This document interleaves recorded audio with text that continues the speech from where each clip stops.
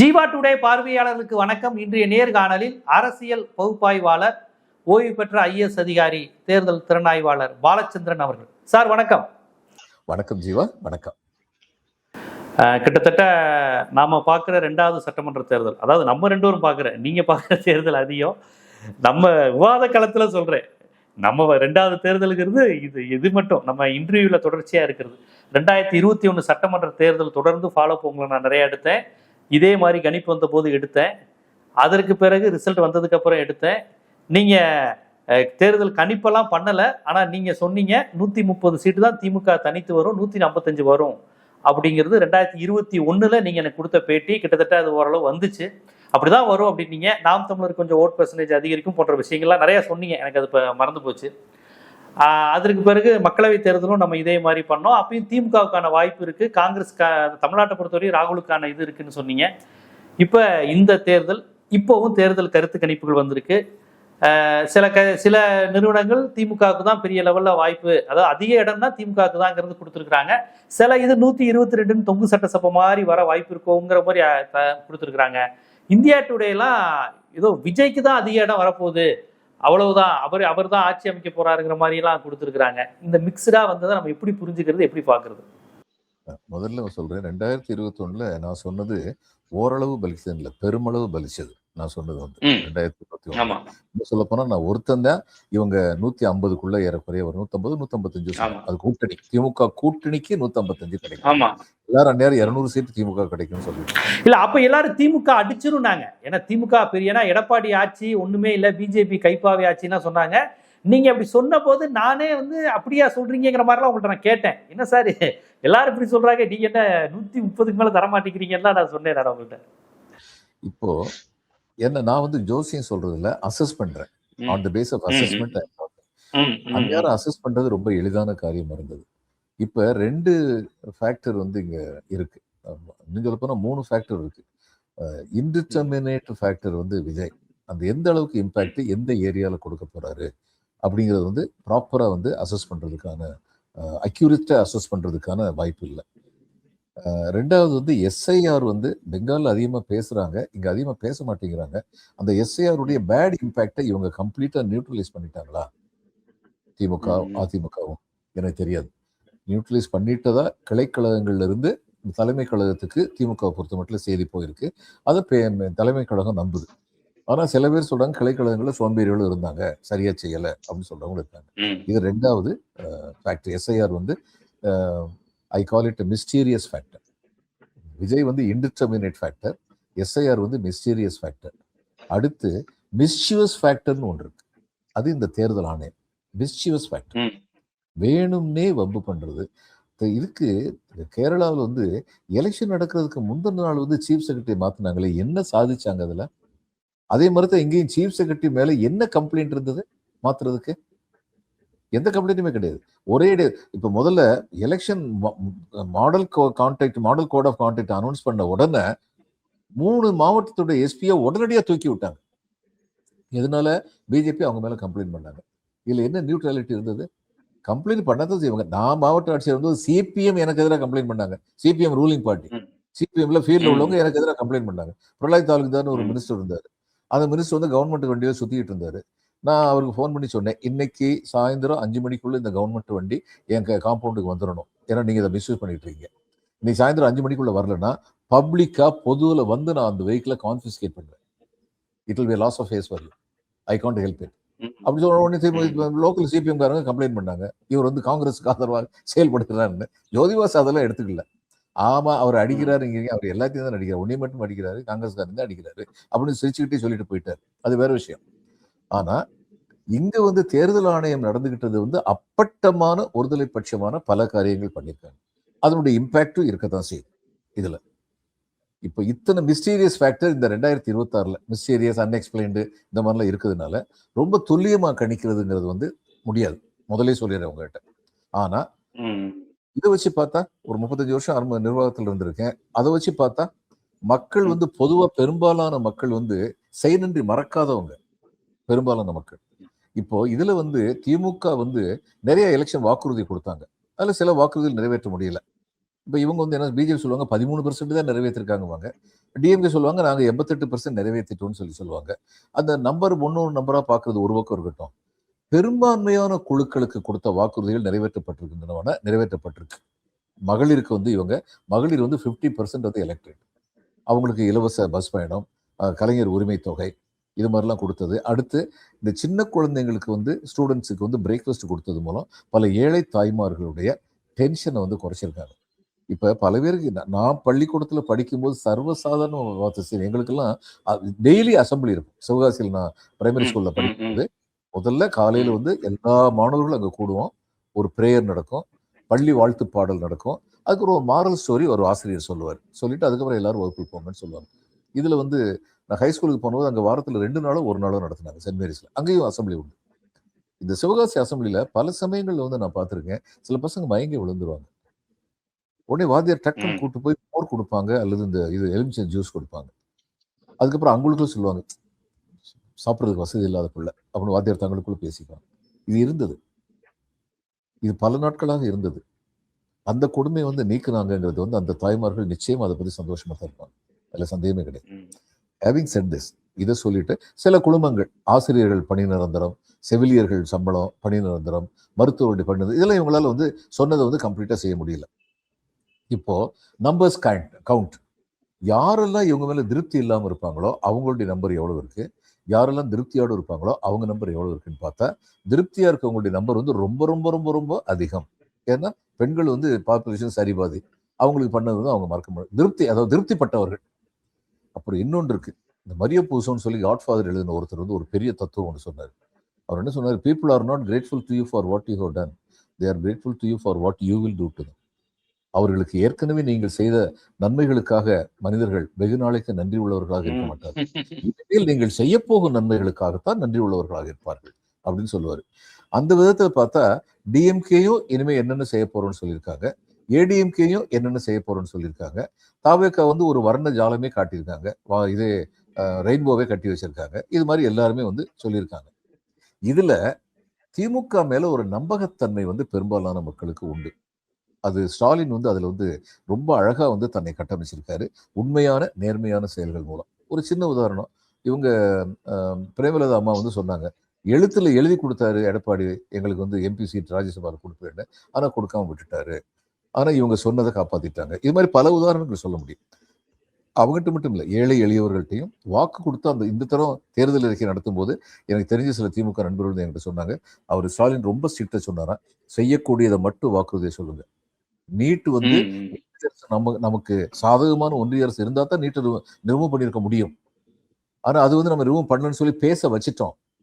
அதை எக்ஸ்பிளைன் பண்ண வேண்டிய, அதனால செய்யக்கூடியவைகளை மட்டும் வாக்குறுதிகளாக கொடுங்கள் அப்படின்னு ரொம்ப தெளிவா சொன்னாரு அப்படின்னு சொன்னாங்க.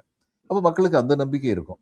எடப்பாடியார் மேலையும் அந்த அளவுக்கு ஓரளவு நம்பிக்கை வர்றதுக்கான வாய்ப்பு இருக்கு. ஏன்னா அவர் ஏற்கனவே ஆண்டவர் என்ன பண்ணியிருக்காருன்னு சொல்லி பார்க்கும்போது தாவேக்கா வந்து new entrance to the field, அவங்களுக்கு வந்து கரிஸ்மா வந்து நகர்ப்புறங்கள்ல அதிகமா இருக்கும் அப்படின்னு பொதுவாக நம்பப்படுது. நானும் அப்படித்தான் நினைக்கிறேன். ஏன்னா நகர்ப்புறங்கள்ல வந்து உங்களுக்கு வந்து இந்த இது கட்சியுடைய கட்டுமானம் தேவையில்லை. ஆனா கிராமப்புறங்கள்ல கட்சியுடைய கட்டுமானம் ரொம்ப தேவை. இவங்களுக்கு கட்சி கட்டுமானம்ங்கிறது கிராமப்புறங்களே கிடையாது, நகர்ப்புறங்களையும் கிடையாது. புதுசா வந்த பார்ட்டி. இப்ப இவங்க இந்தியா டுடே இது வந்து 38% இதுல வாங்குவாங்கன்னு சொல்லியிருக்காங்க. இந்த எல்லா கருத்துக்கட்சியும் எனக்கு என்ன விளங்கலைன்னா, திமுக வந்து 140ல இருந்து 120 இடம், அல்லது 125ல இருந்து 160 இடம், அல்லது 140ல இருந்து 180 இடம் பிடிக்கும்னா, இவங்க வந்து 65ல இருந்து 80 இடம், அல்லது 40ல இருந்து 60 இடம் இப்படிலாம் ஏடிஎம்கே பிடிக்கும்னா, அப்போ ஏடிஎம்கே ஓட்டு பெரும்பான்மை வந்து இவங்களுக்கு போகணும், விஜய்க்கு வந்து போகணும். திமுக ஓட்டு அதிகமாக போயிடக்கூடாது, அப்படின்னா தான் இத்தனை இடம் வாங்க முடியும். ஆனா அவங்க 18-24 இடம் பிடிக்கணும்னா திமுக ஓட்டும் அதிகமா அவங்களுக்கு போயிருக்கணும். அப்படி போனா இவங்களுக்கு இந்த 140, 160 எல்லாம் கிடைக்காது. இது ஒண்ணு. ரெண்டாவது, 18ல இருந்து 24 இடம் கிடைக்கும்னு சொல்றாங்கல்ல, இவங்க நிறைய ஓட்டு வாங்குவாங்கன்னு நான் நினைக்கிறேன் விஜய். ஆனா ஒரு ஓட்டு வந்து பொதுவா வந்து ஒரு 18-24% சொல்றாங்க, ஒரு 20% வைங்க அவங்க வாங்குறாங்கன்னு சொல்லி வைங்க. இந்த 20%ம் யூனிஃபார்மா எல்லா தொகுதியிலையும் வாங்கினாங்கன்னா ஒரு இடத்துல கூட ஜெயிக்க மாட்டாங்க. ஏன்னா 20% வாங்கி ஒரு தொகுதியில ஜெயிக்க முடியாது. அப்போ சில இடங்கள்ல வந்து இவங்க வந்து ரொம்ப அதிகமா வந்து வாங்கணும். நகர்ப்புறத்துல, சிட்டில அதிகமா வாங்கி 2வது இடமோ அல்லது வெற்றியோ பெறணும். அப்போ இந்த ஆவரேஜ் மெயின்டைன் பண்ணணும்னா இந்த சிட்டிலையும் நகர்ப்புறத்திலையும் எவ்வளவு அதிகமா வாங்குனாங்களோ அந்த அளவு குறைச்சலா தான் நீங்க வந்து ரூரல் ஏரியால வாங்க முடியும். அப்போ இது உண்மையா இருந்தா 18 24 இடம் எங்க இருந்து கிடைக்கும்? நிச்சயமா கிடைக்கும். Very simple calculation. மெட்ராஸ்ல 18 இடமா கிடைக்க போகுது, அல்லது கோயம்புத்தூர்ல வந்து 10 இடமா கிடைக்க போகுது, நிச்சயமா கிடைக்க போகுது இல்லை. அதனால இதெல்லாம் எனக்கு வந்து சந்தேகங்களா இருக்கு. இந்த இதை பத்தி சர்வேயை பத்தி ஒவ்வொருத்தரும் ஒரு மாதிரி சர்வே சொல்றாங்க. 96ல வந்து நிச்சயமா வந்து கலைஞர் ஜெயிப்பார்னு எல்லா சர்வேயும் சொல்லுச்சு. ஏன்னா 91 96 கலைஞருடைய ஆட்சி வந்து administratively it was a golden age. சந்தேகம் ஏழை எளியவர்களுக்கான எம்பவர் 96 to 2001 96 to 2001 அட்மினிஸ்ட்ரேட்டிவ்லி அது இட் வாஸ் கோல்டன் ஏஜ். அதுல சந்தேகமே கிடையாது. இதுல எல்லாம் வந்து குற்றாலத்துல எல்லாம் ஒரு சின்ன கிராமம் குற்றாலத்துக்கு பக்கத்துல இருக்கு. அங்க வந்து அந்த பக்கா ரோடு போடணும்னு சொல்லி போட்டதுல அந்த இடத்துல அந்த பக்கா ரோடு கரெக்டா போட்டிருக்காங்க. பிறகு ஏன் தோத்தாரு இவ்வளவு தூரத்துக்கு ப்ரெடிக்ஷன் பண்ணதுக்கு அப்புறம்? ஏன்னா அந்நேரம் கலைஞர் வந்து ஒரு இடத்துல மிஸ் ஆயிட்டாரு. கூட்டணி அமைப்பு பலமா இல்லை. இப்போ இந்த சர்வே எடுக்கிறாங்க. ஒண்ணு தெரியணும், அந்தந்த கட்சிக்குன்னு உள்ள விசுவாசிகள் வந்து அந்த கட்சியை விட்டுட்டு இன்னொரு கட்சியில போய் ஓட்டு போட மாட்டாங்க. இந்த சர்வே எடுத்தவங்க வந்து யாரையெல்லாம் கான்டாக்ட் பண்ணாங்க? மைனாரிட்டிஸை கான்டாக்ட் பண்ணாங்களா? ஏன்னா மைனாரிட்டிஸ் வந்து இன்னைக்கு வந்து முஸ்லீம்ஸ் வந்து இந்த தரம் பெரும்பாலும் திமுக தான் ஓட்டு போட போறாங்க. இல்லை யாருக்கு எந்த சந்தேகம் கிடையாது. இவங்க பிஜேபியோட இதை உறவு வச்சிருக்கிறதுனால முஸ்லீம்கள் வந்து அவருக்கு விஜய்க்கு ஓட்டு போறதுக்கு எந்த காரணமும் கிடையாது.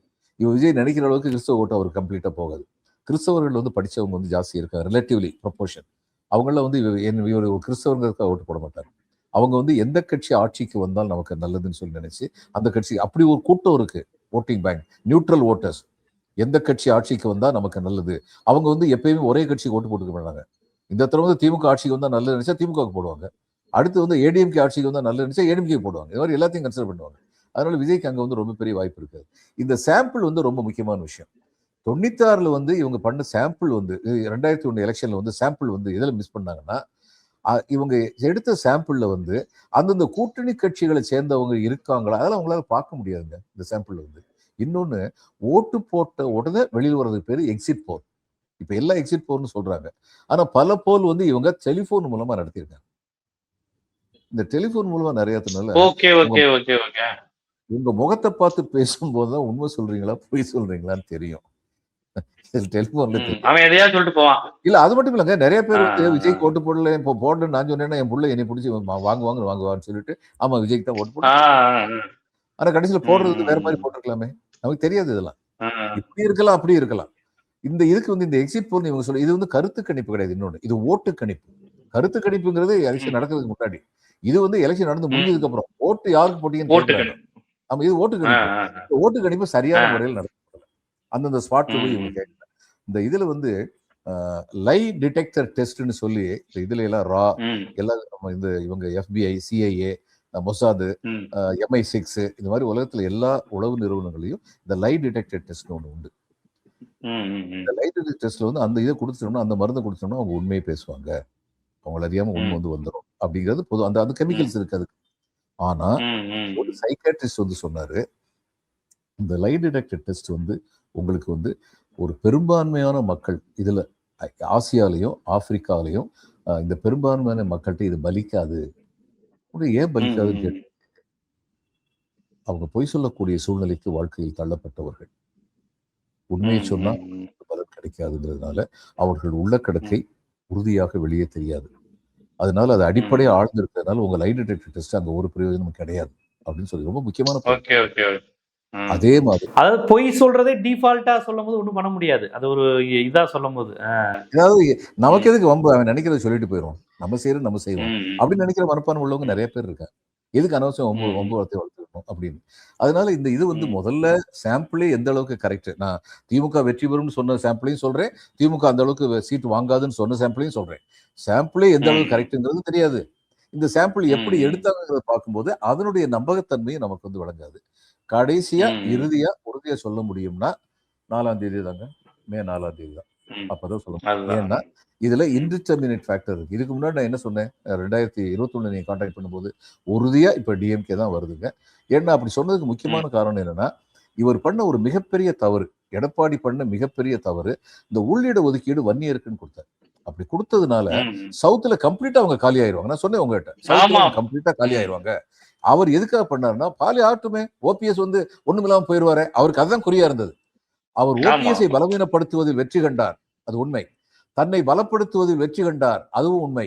ஆனால் அதன் மூலம் ஏடிஎம்கேயை பலவீனப்படுத்தினார் அப்படிங்கிறது உண்மை. சவுத்ல போச்சு. இன்னைக்கும் நான் சொல்றேன், அன்னைக்கு முக்குலத்தோர் வந்து தங்களுடைய அதிருப்தியை தினகரனுடைய அமமுக வாக்கு போடுறது மூலம் வெளிப்படுத்தினாங்க.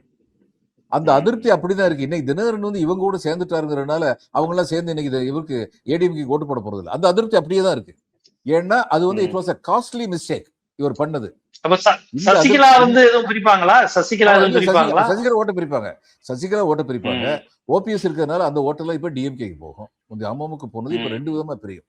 சசிகலாவுக்கும் டிஎம்கேக்கும் போகும். அதனால இப்பயும் சவுத்துல வந்து நான் மறுபடியும் இந்த வார்த்தையை சொல்றேன், நேர்மையான தேர்தல்கள் நடந்தால், இதுக்கு மேல சொல்லக்கூடாது, நேர்மையான தேர்தல் நடந்தால் இந்த தேர்தலில் சவுத்துல வந்து டிஎம்கே வந்து ரொம்ப பெரிய அளவுல வெற்றி பெறும். கோவை மண்டலத்துல புதுசா இடத்த பிடிக்கும். இதுல வந்து சேலம் இந்த மாதிரி பகுதிகளில் வந்து புதுசா இடத்த வந்து பிடிக்கும். கோவை மண்டலம் வந்து சேலம் சேர்ந்ததுதான். தஞ்சாவூர்ல தங்களை தக்க வச்சுக்கிடுவாங்க. சென்னை வந்து அவர்களுடைய கோட்டையாக தொடரும். ஆனா சென்னையில இவங்களுக்கு பதிலாக ஏடிஎம்கேக்கு பதிலாக இவர் விஜய் வந்து 2வது ஃபோர்ஸா வரலாம். 2வது ஃபோர்ஸா வரலாம். அது அந்த பெரம்பூர்ல மட்டும் விஜய் ஜெயிச்சிருவாருங்கிற மாதிரியான ஒரு கருத்து கணிப்பு எல்லாம் சொல்றாங்களே. நான் கருத்து கணிப்பு பத்தி பேசாதீங்க. நான் கருத்து கணிப்புல ஒன்றும் அவ்வளவு தூரத்து ரிலே பண்ணி எதையுமே நினைக்கிறது இல்லை. அதனால அதாவது வேலையே செய்யறாங்க, அவங்க தவறு செய்ய முடியும். இல்ல புரியுது, அவங்க நோக்கம் அதுவா இருக்குன்னு கூட நீங்க சொல்லல. எடுக்கிற மெத்தட்லயே பிரச்சனையாகுங்கிறீங்க. ஏன்னா விஜய்க்கு 18 சீட்டு 20 சீட்லாம் இடங்கள் கொடுத்து வச்சிருக்காங்களே. இல்லங்க, அந்த எனக்கு விளங்கல. அதாவது நான் ஏற்கனவே 18 அல்லது 24 சீட்டு வாங்கணும்னா ஒவ்வொரு சீட்டு வின் பண்றதுக்கும் அந்த இடத்துல வந்து அவருக்கு வந்து அவ்வளவு பெரிய மெஜாரிட்டி இருக்கணும். 18 சீட்ல 36-37 வாங்கிட்டாருன்னா மீதி உள்ள சீட்ல எல்லாம் வந்து அவருக்கு வந்து ரொம்ப குறையணும். இந்த இவங்க சொல்ற ஆவரேஜ் 20 கிடைக்காது, 12 இது மாதிரி கீழே போகணும்.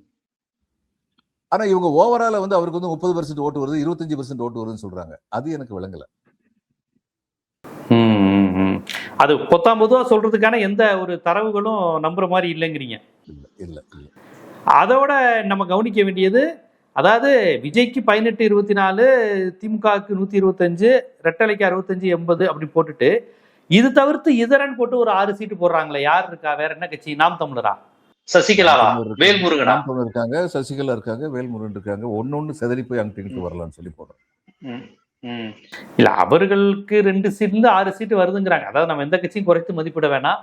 யதார்த்தம் என்னங்கிறது மக்களுக்கும் நமக்கு எல்லாருக்கும் தெரியும்ல. நாம் தமிழர் வாங்க முடியும், அவங்களுக்கு. ஆனா அவங்களுக்கு வாங்க முடியும்னு தான் சொல்றேன், வாங்குவாங்கன்னு நான் சொல்லல. வாங்குவாங்கன்னு சொல்றதுக்கு அவங்க வந்து ஏதாவது ஒரு கான்ஸ்டிட்யூன்சில 38% ஓட்டு வாங்கணும். நாம் தமிழர் இன்னைக்கு வரைக்கும் அப்படி ஒரு கான்ஸ்டிட்யூன்சில 38% வாங்குது. ஓகே, அதான் இவங்க விஜய்க்கு 18-20 கொடுக்கறது, இதரன் போட்டு 6-8 கொடுக்கறது, இது எல்லாமே எல்லாரும் சொல்லி வச்ச மாதிரி விஜய் வந்து ஒரு 18, 5, 16, 10, 13ங்கிற மாதிரி கொடுத்துருக்குறாங்க. ஒரே ஒரு அக்னிங்கிற அந்த இது மட்டும், அது மட்டும் தான் ஒரு இடம் கொடுத்துருக்குறாங்க. அநேகமா அது பெரம்பூரா என்னன்னு தெரியல, அது மட்டும் கொடுத்துருக்குறாங்க. இந்த மாதிரியான ஒரு கலவையா வந்திருக்கு. இந்தியா டுடே மட்டும் ஏதோ விஜய் தான் மிகப்பெரிய அளவில் வெற்றி பெறுவார் அப்படிங்கிற மாதிரியான ஒரு பிம்பத்தை தந்திருக்கிறாங்க. அந்த ஒரு இது மட்டும்தான். அதுல வந்து எந்த அரசியலும் இல்லைன்னு பாக்குறீங்க? வெறுமனே டெக்னிக்கல் ஃபால்ட்டா தான் இருக்குன்னு பாக்குறீங்களா? நான் அப்படி மட்டும் பார்க்கல. அவங்க ஆரம்பத்துல இருந்தே விஜய் ப்ரோ ஸ்டாண்ட் எடுத்து நிறைய ப்ராட்காஸ்ட் பண்ணியிருக்காங்க. அதனால அந்த அவ்வளவா நம்பல அவங்களுடைய இதை வந்து. ஆனானப்பட்ட எம்ஜிஆர் வந்து அப்படிப்பட்ட கரிஸ்மா உள்ள எம்ஜிஆர் என்னைக்குமே தனித்து போட்டி போட்டது இல்லைங்க. அவர் ஒரே ஒரு 1980 மட்டும்தான். மற்றபடி எல்லாம் கூட்டுதான். 1980 அவருக்கு சிம்பத்தி ஓட்டு ரொம்ப அதிகமா இருந்தது. அவர் கவர்மெண்ட் டிஸ்மிஸ் பண்ணது ஒரே ஒரு கேள்விதான் கேட்டார், நான் என்ன தவறு செய்தேன் என்று. ஏன்னா அது வரைக்கும் அவர் நேர்மையான ஆட்சி நடத்தினார். 77 to 79 அவரளவுல தன்னளவுல ரொம்ப நேர்மையா இருந்தார். தவறான சமுதாய பொருளாதார கொள்கைகளை அவர் எடுத்திருக்கலாம். அதனாலதான் அவர் தோக்கத்துக்கு அது ஒரு காரணம், பார்லிமெண்ட் எலெக்ஷன். ஆனா தன்னளவு நேர்மையா இருந்தார். அசம்பிளி எலெக்ஷன்ல அவர் மேல மக்களுக்கு வந்து ரொம்ப இரக்கம் இருந்தது. அதனால அவர் தனித்து போட்டிட்டு அவர் ஜெயிச்சிட்டார். ஆனா அதுக்கப்புறம் அவருக்கு தெரியும், தன் பலமும் தெரியும், பலவீனமும் தெரியும். காங்கிரஸ் கூட ரொம்ப நெருக்கமா இருக்கணும்னு சொல்லி கஷ்டப்பட்டு காங்கிரஸோட மறுபடியும் உறவை கொண்டு வந்தார். அந்த கொண்டு வந்த உறவை வந்து சிறப்படுத்தினார். அதன் மூலம் சென்ட்ரல் கவர்மெண்ட்ல இருந்து அவருக்கு எந்த விதமான ஒரு இடைஞ்சலுமே வராது அப்படிங்கிற சூழ்நிலையை உருவாக்கினார். இத்தனை பலத்தை வச்சுக்கிட்டு அவர் கூட்டணி வச்சுதான் ஜெயிச்சார். இதுக்கு மேல சொல்றது கொண்டு. இல்ல அந்த 80 தேர்தலில் ஜெயிச்ச தேர்தலில் கூட எனக்கு தெரிஞ்சு அந்த காங்கிரஸ் 2ஆ உடைஞ்சு அவரு குமரி ஆனந்தன், இவர் நெடுமாறன், அவங்க காக்கா தேக்கா அந்த கட்சி பேர் நினைக்கிறேன், அவங்க எல்லாம் கூட்டணி வச்சிருந்தாங்க. 2 கம்யூனிஸ்ட் கட்சியும் கூட்டணி வச்சிருந்தாங்க, சிபிஐ சிபிஎம். அதாவது சிக்னிபிகண்டா அதை சொல்ல முடியாது. அது இவங்க சிபிஐ சிபிஎம் நீங்க சொல்ல முடியாது. மற்றபடி இந்த உயிரெழுத்து 12 வச்சு பொலிட்டிக்கல் பார்ட்டி ஆரம்பிச்சாரு குமரி ஆனந்தன் கலாட்டா பண்ணிட்டு இருந்தாங்க, காக்கா தேக்கான்னு கலாட்டா பண்ணிட்டு இருந்தாங்க. அதெல்லாம் ஒரு ஃபோர்ஸே கிடையாது. ஆனா ஜெயிச்சாருன்னு சொல்லுவாங்களே, கன்னியாகுமரியிலே எங்கேயோ ஜெயிச்சாருன்னு சொல்லுவாங்களே. மட்டும் ஜெயிச்சாருங்க. அவர் வந்து தமிழ்நாடு முழுக்க அவரால் இம்பாக்ட் இருந்ததா? கிடையாது. அப்படின்னு பார்த்தா திருநாவுக்கரசருக்கு வந்து 4 சீட்டு கொடுத்தாங்க. அவர் 4 சீட்டு ஜெயிச்சு காமிச்சாரு திருநாவுக்கரசர். ஆமா ஆமா ஆமா, அறந்தாங்கி அரசர் தானே சொல்லுவாங்க அவரை. அவர் பாட்டுக்கு ஜெயலலிதா தோற்று போன போது ஜெயிச்சாங்களே, திருநாவுக்கரசு, தாமரைக்கனி, ஆலங்குடி வெங்கடாச்சலம், அப்புறம் அந்த இவரு கோபிச்செட்டிப்பாளையத்தில் ஒருத்தர். ஜெயலலிதா தோத்து போயிட்டாங்க, பட் இவங்க எல்லாம் ஜெயிச்சாங்க. இந்த அதிசயம்லாம் நடந்துச்சு தேர்தல்ல. இல்ல அது ஒரு வேடிக்கை கலாட்டாவை சொல்லுவாங்க. ஏடிஎம்கே வந்து அன்பு அடக்குமுறை எல்லாமே இருந்தது. அன்பினால் திருநாவுக்கரசர் ஜெயித்தார், அடக்குமுறையினால் இதுல ஸ்ரீவில்லிபுத்தூர்ல வந்து